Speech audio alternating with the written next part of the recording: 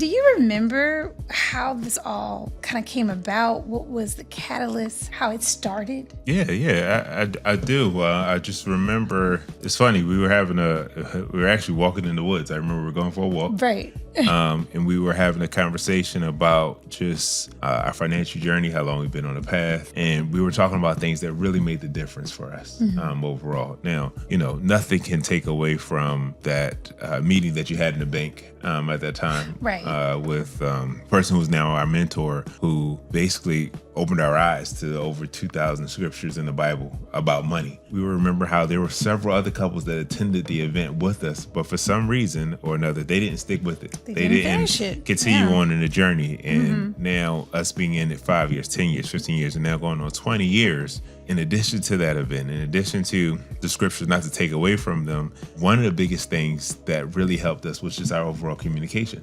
Absolutely. And because of that, we were talking about how we committed to communication, committed to having those hard conversations, committed to having those tough talks. And now the couples are coming up to us asking us, well, what did you do? How was your journey? We wanted to make something, I guess, tangible for them to have. Yeah. Have those conversations when it's less tense. Have those conversations in more of a gamified way. So we were like, hey, why don't we put a lot of discussions we had over the last few years and try to put it into a game form, Right. kind of see what happens. And thus Naked and Rich was born. And here it is. It's really here. And this journey it is approaching 20 years that we've been on this financial wellness journey, Right. which is crazy. Right. But Crazy. oftentimes throughout this journey, I've had people, I'm sure you have said, well, hey, I'm glad it worked out for you guys. I mean, because, you guys had those jobs, or, of course, it worked out for you guys. You didn't have kids. There's always something that people think, okay, well, that's good for you, but it couldn't work for me. And can't say enough. We're not special. We don't have any magic. You know what I mean? To making this happen. We literally just took the information, the resources, the principles from the Bible, from these financial trainings, and yes, from developing our financial communication muscles, and worked it. And that's it. It's not that we have any special secret sauce or anything like that. Anyone could do this, but it does take practice. It does. It's like training a muscle. Financial communication is a muscle. You have to train it up. You have to strengthen it. And the only way to do that is through practice. And to your point, not waiting to the financial disaster has hit. When the heat is on. When the heat is on, now you're trying to have these deep financial... Not the time to practice. It's not the time to practice financial communication. Right. Your emotions are too high. You're not even listening. You're just feeling. You're in your feelings. You're panicked, whatever the case may be. Right. So it's just amazing to me, like I said, that this was just an idea while we were walking in the woods, and now it's here. I'm just really excited. We're already hearing great stories about how these questions are impacting people in their conversations. That's the interesting thing. We designed it originally for married couples. Yes. But now we're hearing about people who are maybe just single, newly divorced. Yeah. People even taking some of these questions and discussing them with their teens, Correct. They're just starting to work. I mean, it's incredible, right? Yeah, indeed. And again, you don't have to be a married person, or what matters is just intentionality. Pull out the cards, have the conversation. Right. You can have the conversation in the car. We'd love for you to play the full game with the full, Absolutely. rules, etc.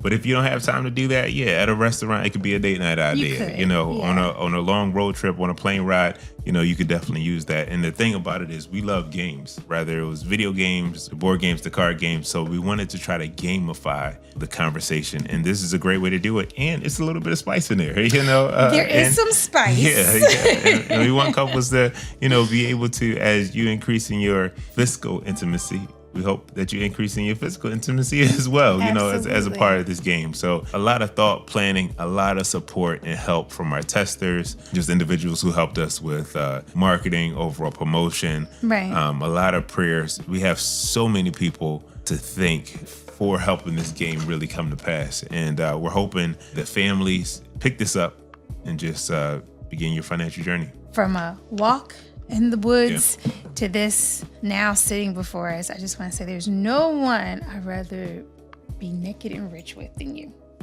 I'm totally with you. There's no one I would rather be naked with than you. Naked and rich. Mm-hmm. crazy.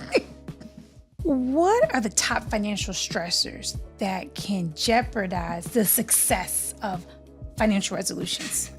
I got 3.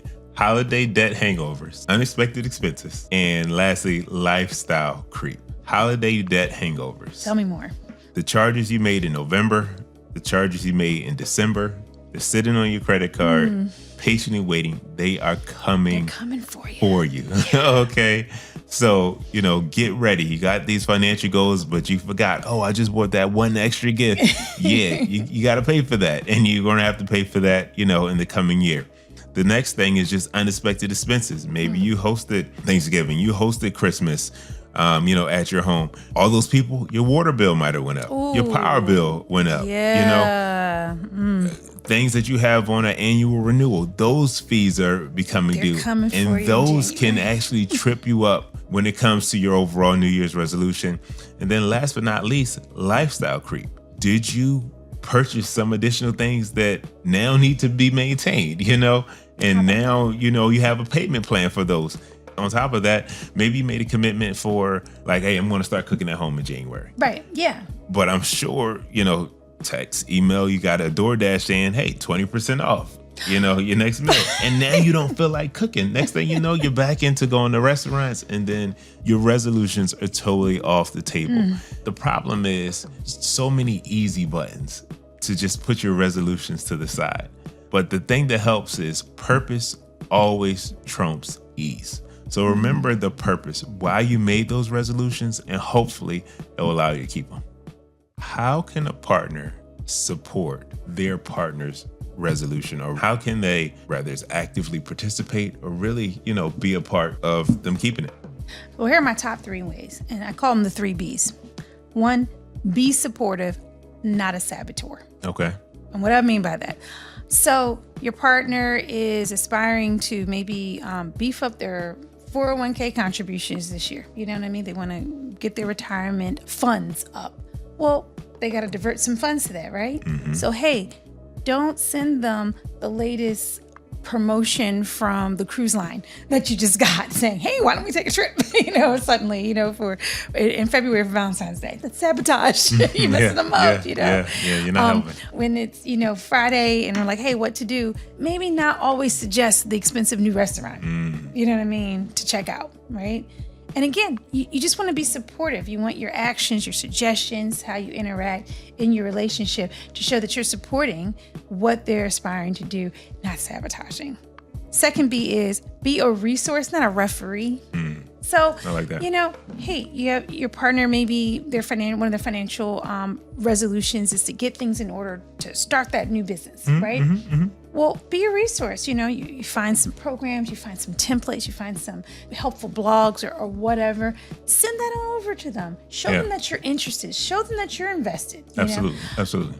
But don't referee. Don't be like, oh, you didn't meet your goal for your business plan, draft. Right, you know what I mean? Calling out where you went wrong. Flag on the play. You don't need to throw flags on the play. That doesn't help. Gotcha. No, it doesn't. It doesn't. Be that resource, not a referee. And then lastly, be a cheerleader and not a competitor. You have your financial goals. Maybe your partner has slightly different financial goals. That's fine. You don't have to size up where you are compared to where they are in their goals, come February, come March, come April. Right. That's not helpful. It's not a race, cheer them on, even if it's a marginal achievement, a marginal improvement in whatever their financial resolution is. Cheer them on, celebrate with them. Don't compare. I was able to accomplish this much. That doesn't help. Doesn't help. That's not going to benefit anyone. So again, be supportive, be a resource, be a cheerleader. Share a little bit about how we've handled financial stress along the way as a couple. One of the biggest lessons I learned is with financial stress, it's 3 situations at play. It's the problem, it's our approach to solve the problem, and then it's executing the solution. Okay.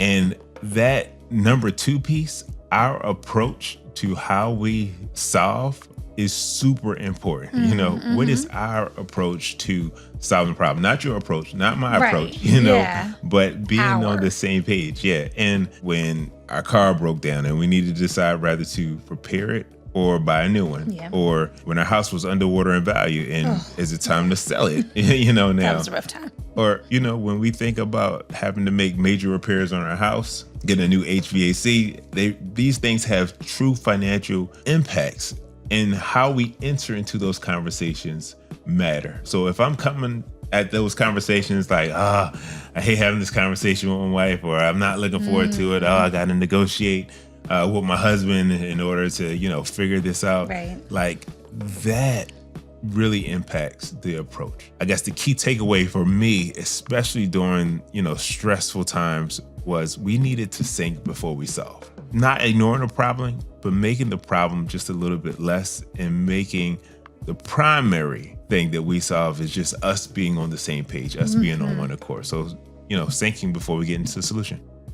There were times where I avoided financial conversations with you, financial topics with you.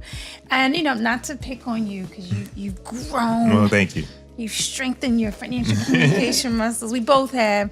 But I'm glad we did address it early on in our relationship. Sure. Yeah. Because I can see how easy it would have been for me to then start hiding financial things from you. You know what I mean? Yes. Avoiding would have turned into just straight up just hiding. You know what I mean? Yeah. Keeping things from you. Yeah. And as your husband, I needed to take ownership to ensure that I'm setting the right atmosphere to have these conversations. Rather, you're feeling some type of intimidation and pushing through that, just to have that with me. But how am I showing up? Am I showing up in a way that creates an environment where, it's comfortable to work through this? Or I'm showing up in a way it's like, not this again. Or showing up in a way like get prepared for battle. Like, all right, let's get in the boxing ring. And let's do this and let's fight it out. So that, to me, I just needed to take ownership of that. Well, you did. And yes, I feel safe, and I feel that I'm heard in our financial discussions. So Mission accomplished. Mission accomplished. Absolutely. Well done.